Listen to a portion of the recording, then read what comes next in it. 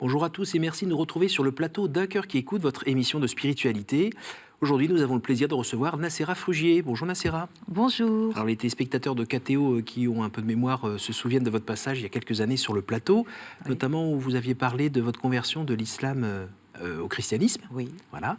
Alors aujourd'hui, vous revenez nous voir, notamment en lien avec la sortie d'un livre qui s'appelle Lyme, cancer de l'âme, paru aux éditions franciscaines. Toujours. Voilà, Oui. et qui raconte justement cette maladie qui est très méconnue, notamment en France, et qui vous a miné votre quotidien et qui aujourd'hui encore est bien présent parce que vous êtes au stade 3, alors on en redira peut-être un mot pendant l'émission. Juste avant, je vais vous demander de nous lire un extrait de texte que vous avez choisi. Oui. Alors c'est l'évangile de Saint Marc, 10, 46. Ils arrivèrent à Sérico. Comme Jésus sortait de Jéricho, lui, ses disciples et une assez grande foule, le fils de Timée, Bartimée, mendiant aveugle, se trouvait assis sur le bord de la route. Ayant entendu dire que c'était Jésus de Nazareth qui passait, il se mit à crier « Fils de David, Jésus, aie pitié de moi !» Plusieurs le reprenaient pour le faire taire, mais il criait encore plus fort « Fils de David, aie pitié de moi !» Jésus s'arrêta et dit « Appelez-le » On appela l'aveugle et on lui dit « Courage, lève-toi, il t'appelle. » Et lui, jetant son manteau, se leva d'un bond et vint vers Jésus. Jésus, prenant la parole, lui dit « Que veux-tu que je fasse pour toi ?» L'aveugle lui dit « Rabboni, que je recouvre la vue. » « Va, lui dit Jésus, ta foi t'a guéri. » Aussitôt il recouvra la vue et il suivit Jésus dans le chemin. Alors, j'ai envie de vous demander pourquoi vous avez pris ce texte-là, sachant que aujourd'hui, vous, si vous avez peut-être rencontré Jésus dans votre vie, vous lui avez sans doute demandé de venir vous guérir et vous n'êtes toujours pas guéri. Alors vraiment, ça fait résonance par rapport à mon parcours. La foule qui s'oppose, qui se met entre Jésus et c'est exactement ce que j'ai vécu avec mon entourage, avec le déni, avec le rejet du corps médical par rapport aux malades de Lyme.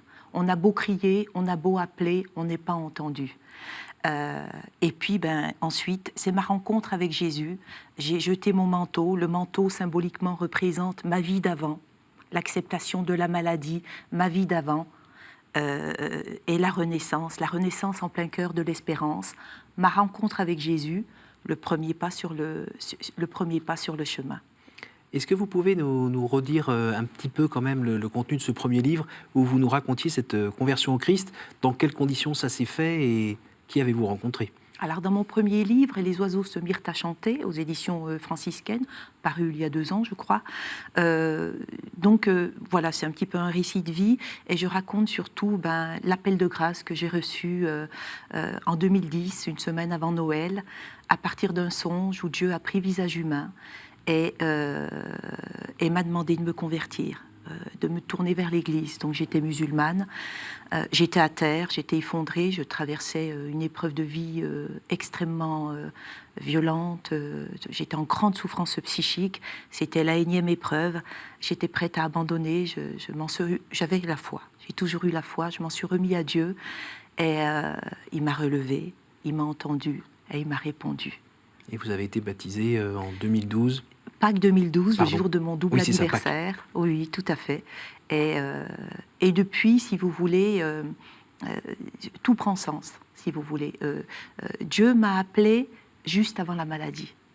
Il savait très bien ce qui m'attendait derrière.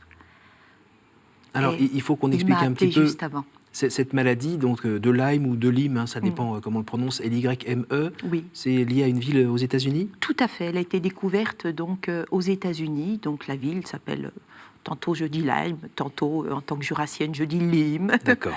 et voilà, c'est une maladie qui est vraiment terrible. Donc c'est, pour faire simple, c'est une maladie qui est liée à la piqûre d'une tique. Oui. Donc en se promenant dans la forêt... ou en ville. Ou en ville, pof, la tique, on ne s'en rend pas forcément compte. Tout à fait. Et là, qu'est-ce qui se passe ? Elle inocule une sorte de bactérie ? Des bactéries. Des bactéries. Voilà. En fait, la tique, si vous voulez, quand elle vous mord, elle vous transmet... Alors, une tique sur 2 serait infestée. c'est pas rien, elle vous transmet des bactéries. D'accord. Et elles sont infectées, en fait, et ces bactéries vous donnent des maladies.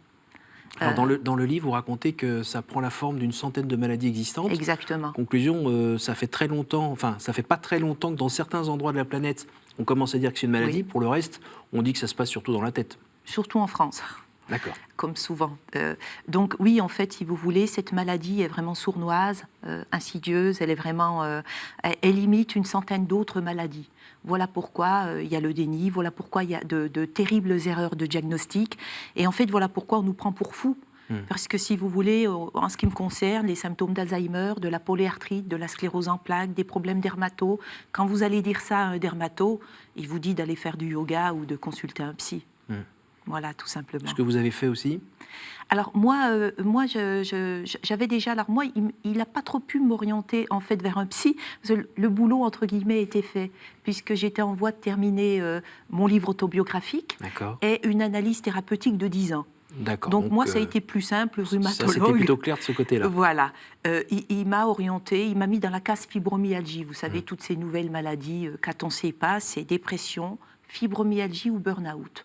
Aujourd'hui, en France, c'est comme ça, quand on ne sait pas. Alors, vous avez vécu des années plutôt sombres. Quand on lit votre livre, déjà, moi, il ne m'est vraiment pas tombé des mains. Mais surtout, on est à côté de vous, on vous voit, passez-moi l'expression, en train de crever au fin fond de votre chambre avec la porte fermée, ne supportant plus rien, ne sachant plus où poser votre tête. On a l'impression que vous passez à côté des ravins de la mort, là, comme on lit dans la Bible. L'impression d'être toute seule, abandonnée, pas de sortie. Avec des moments où vous avez envie d'arrêter tout ça, et la seule manière d'arrêter ça, ça serait de se supprimer. Et pourtant, là, on vous voit tranquille, toute jolie, les yeux qui brillent. En fait, c'est exactement ça, si vous voulez. Donc, moi, ce qui m'a sauvée, c'est ma foi. C'est ma foi, c'est la prière. Oui, rejetée par tout le monde. Alors en plus, vous savez, moi, entre la conversion et la maladie, le temps de relever la tête, il n'y avait plus personne. Ça, votre mari, toujours là? Oh, mon mari. Mais mon mari, vous savez, il n'y a pas de hasard. Hein. La foi nous lie. La foi nous lie, et la foi, vous savez, quand la foi lie un couple et qu'on pratique la même religion, il n'y a rien de plus fort. Il n'y a vraiment rien de plus fort. Oui, il est tout le temps là. Et donc, je me suis isolée, pas pour ne plus faire souffrir personne. Parce que vous savez, quand vous souffrez 24 heures sur 24, la souffrance physique, elle était de l'ordre de l'insupportable. Très vite, elle touche au niveau psychique. J'appelle ça les 3/4. Le corps physique est touché. Très vite, mon corps psychique est touché. Puis très vite, mon corps spirituel est touché. Alors vous venez de dire à l'instant, vous savez, mais en fait non, je ne sais pas. Non, et on ne sait pas. On ne sait pas ce que c'est que souffrir 24 heures sur 24. C'est terrible. Ce qui fait qu'au départ, les gens ont pu être présents à côté de vous, et puis après ils s'en vont parce fui. que... Oui. Puis on se demandait si c'était pas juste dans votre tête que vous faisiez des histoires, quoi. Oui. Je perdais beaucoup de poids, physiquement, si vous voulez, moi je ne suis pas d'une nature à me plaindre, à m'enfermer dans la douleur, dans la souffrance. Oui, c'est plutôt Nacera la combattante. Mais oui, Victoire, mon prénom de baptême. Hein. Donc, c'est pas ma nature. Donc, je cachais beaucoup avec le sourire, avec le rire, mais quand ça devenait de l'ordre de l'insupportable, forcément, je me suis isolée.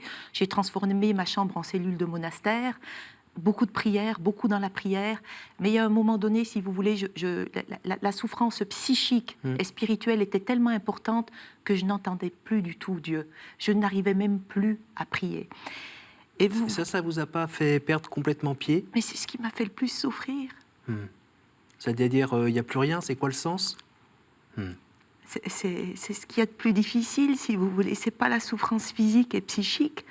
Tant que je pouvais entendre Dieu, parce que vraiment, je l'ai toujours entendu et senti, je tenais. Mais quand tout d'un coup, je me suis sentie abandonnée, ça c'est là où vous voulez mourir.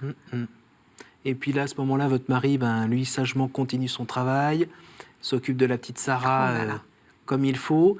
Oui. Et vous êtes même plus en état de réaliser que y a aussi cette incommunicabilité des êtres où votre mari, il peut pas tout comprendre non plus. Mais non. Mais il est là, il est fidèle, il vous soutient. Il est fidèle. Il me donne son amour. Donc c'est le pilier, lui.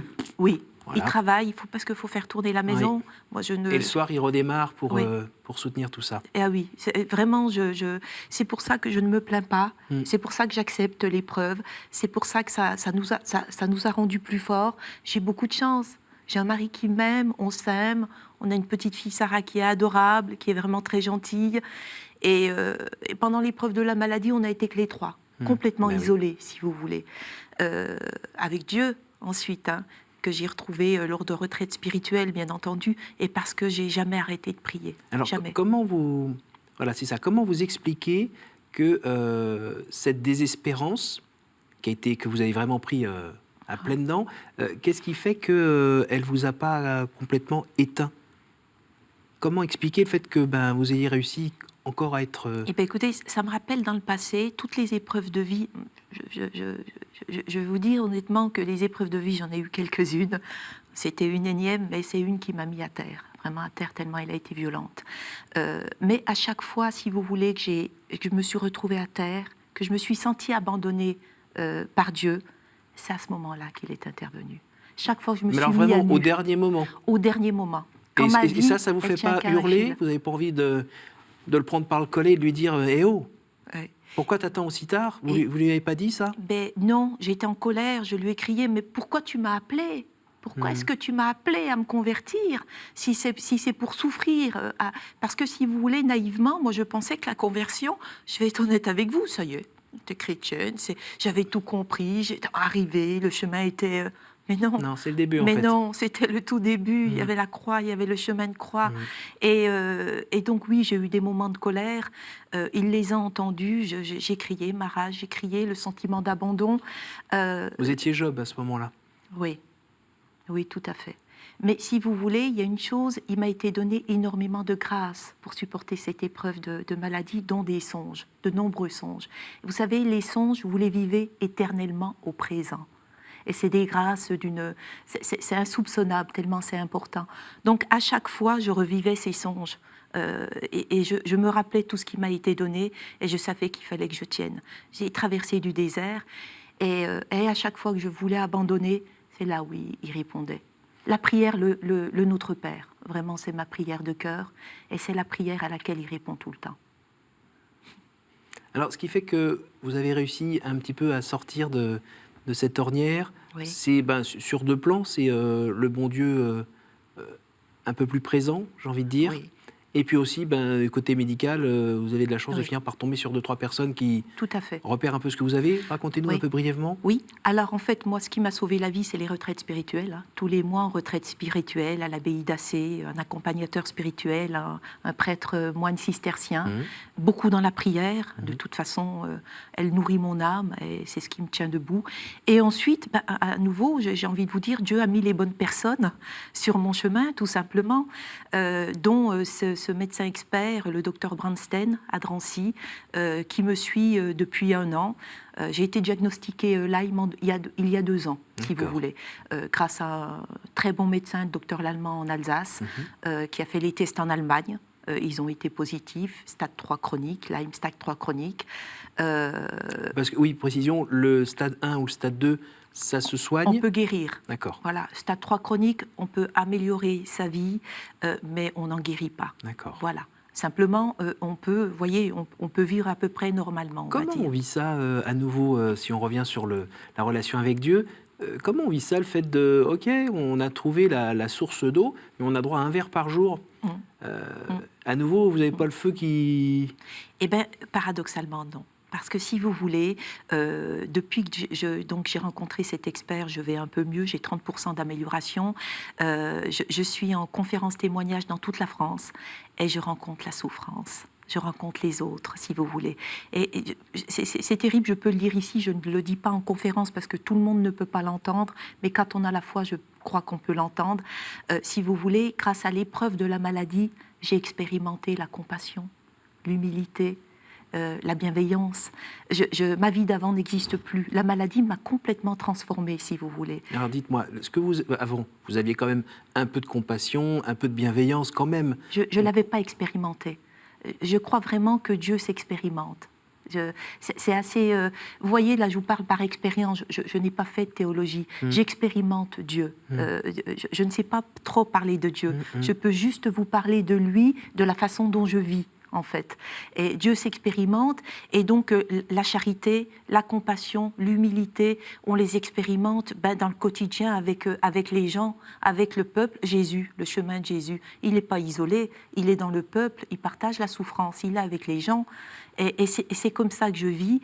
Et donc, je rencontre des gens qui sont en souffrance et ça donne sens à ce que je vis, puisque je les oriente, je les accompagne, je les écoute, je suis là pour eux. Moi, il m'est énormément donné.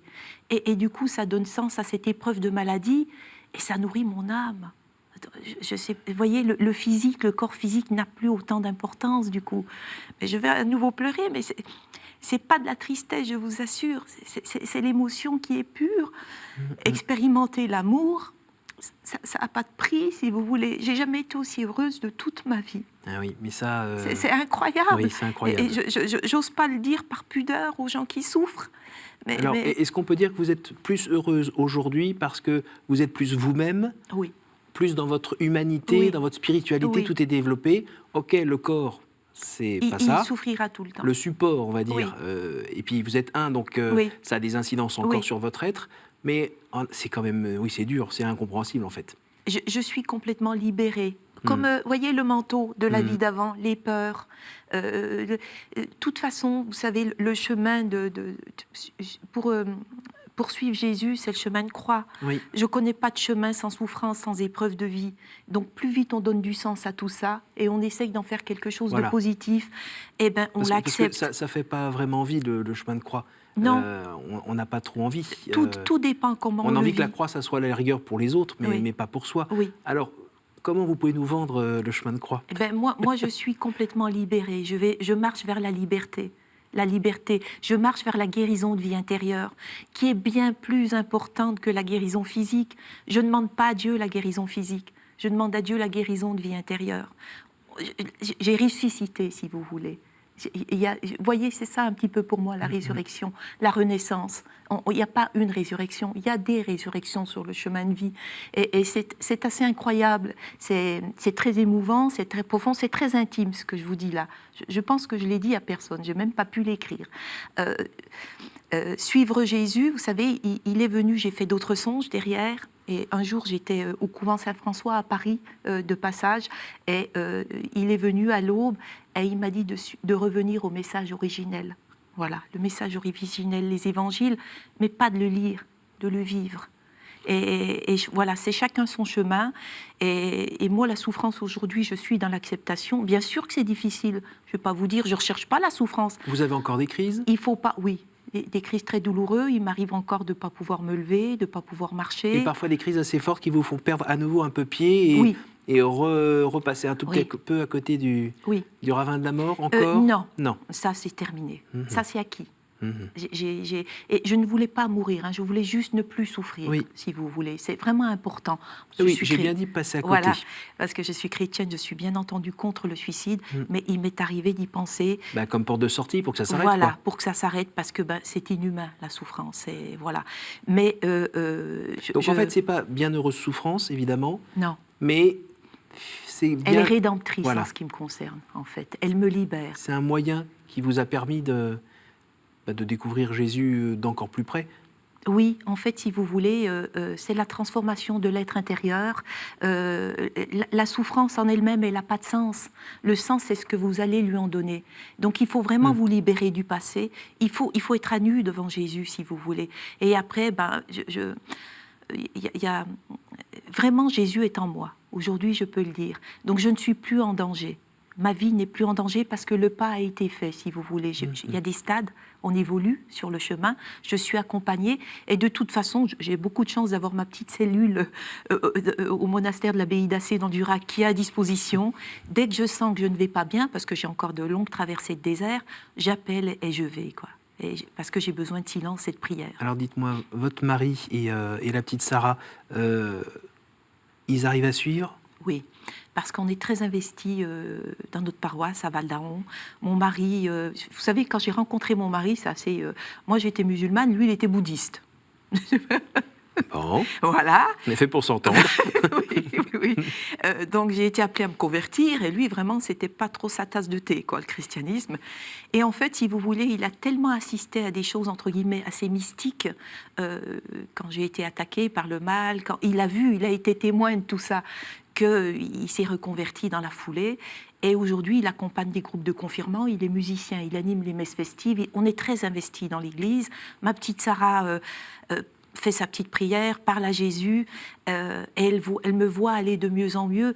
Mais surtout, vous savez, les enfants, ils captent l'intérieur. Vous voyez, elle ne se fie pas à mon apparence physique quand je ne vais pas bien. Elle sent que je vais bien, elle sent l'amour de Jésus, elle sent l'amour de Dieu, et ça lui suffit. Et j'ai toujours privilégié nos rapports, vraiment beaucoup d'amour. On est très unis, très unis, on prie ensemble. Et il n'y a rien de plus fort pour une famille qui prie ensemble. Et dans les gens que vous rencontrez, grâce notamment aux livres, aux conférences, parler de Jésus dans ce cadre-là, c'est plus facile? Vous sentez les gens qui sont plus réceptifs parce qu'ils souffrent tout simplement? Honnêtement, vous voyez, pourquoi dans les cures thermales, ou dans les hôpitaux aussi, il y a de plus en plus de centres bouddhistes? C'est pas pour rien. Les gens ont soif de spiritualité, ils cherchent, si vous voulez. Moi, je ne vais pas renier qui je suis. Mon livre, éditeur chrétien, je parle de Dieu, vous voyez bien, je parle des prières. Donc, dans mes conférences, je parle de ma foi.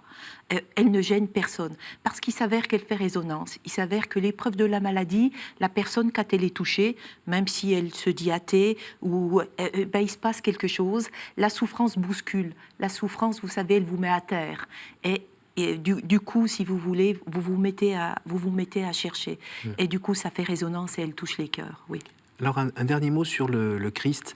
Vous dites que pendant les années très difficiles, vous étiez plus qu'au fond du fond, et vous ne l'entendiez plus, où il n'y avait plus personne. Pourtant, il était là. Oui, il était là. Il était où? Il était en moi. Et pourquoi vous ne l'entendiez pas? Pourquoi vous ne le ressentiez pas? Vous saviez qu'il était là quand même? Oui. Alors par contre, c'est assez, mais même quand j'étais musulmane, c'est assez. La foi, mon père me l'a transmise depuis que je suis toute petite, à 4 ans. J'ai toujours, même dans les moments, Dieu a passé sa vie à me sauver la vie, plutôt ma vie, on va dire, parce que j'ai failli mourir des dizaines de fois dans ma vie, de tristesse, voilà, j'ai vécu des choses assez difficiles qui m'ont rendue plus forte aujourd'hui. Je m'enferme absolument pas dans un statut de victime, au contraire, bien au contraire. Il a tout le temps été là, j'ai toujours eu foi, si vous voulez, mais je n'arrivais plus à prier. Moi, ce qui m'a vraiment fait le plus souffrir, c'est, vous savez, quand vous priez vraiment, en ce qui me concerne, moi, je sens Jésus, je sens Dieu. Et là, quand je n'arrivais même plus à prier, entre guillemets, à me connecter, je ne sentais plus rien. Même si je savais qu'il était là, je ne le sentais plus. Et ça a été ma plus terrible souffrance. Et en même temps, c'était le moment où votre foi était, j'ai envie de dire, la plus pure, puisqu'il y avait vraiment l'acte total, gratuit, de dire tu es là, même si je m'en remettais complètement. Il n'y a aucune lumière d'allumée, mais tu es là. D'ailleurs, chaque fois que j'ai voulu partir, je ne partais pas comme ça. Je récitais le Notre Père avant. Vous voyez, la foi jusqu'au bout. Je savais qu'il répondrait à cette prière, puisqu'il a toujours répondu à cette prière. Alors, on arrive déjà à la fin de cette émission. Je vais vous poser les 3 questions rituelles. Quel conseil donneriez-vous à quelqu'un qui vous dirait « J'ai envie de rencontrer Dieu, par quoi dois-je commencer ?» Le silence. Le silence et la prière. Quel est votre héros, votre saint, la personne que vous trouvez admirable? Saint François. Au jour du jugement, qu'aimeriez-vous que Dieu vous dise, Nacera? Je t'aime. Merci beaucoup, Nacera, de nous avoir partagé cette expérience de vie qui est avec tout son grand paradoxe de souffrance et de joie en même temps, de solitude, et puis d'être présent au milieu du monde et avec Dieu qui est encore plus présent dans votre cœur. Je rappelle aux téléspectateurs que s'ils veulent en savoir plus, ils peuvent évidemment lire le livre.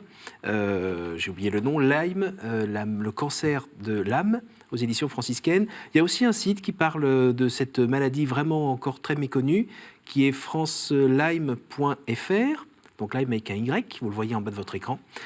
Merci à vous tous pour votre fidélité. Vous pouvez revoir ce programme sur ktotv.com et à la semaine prochaine.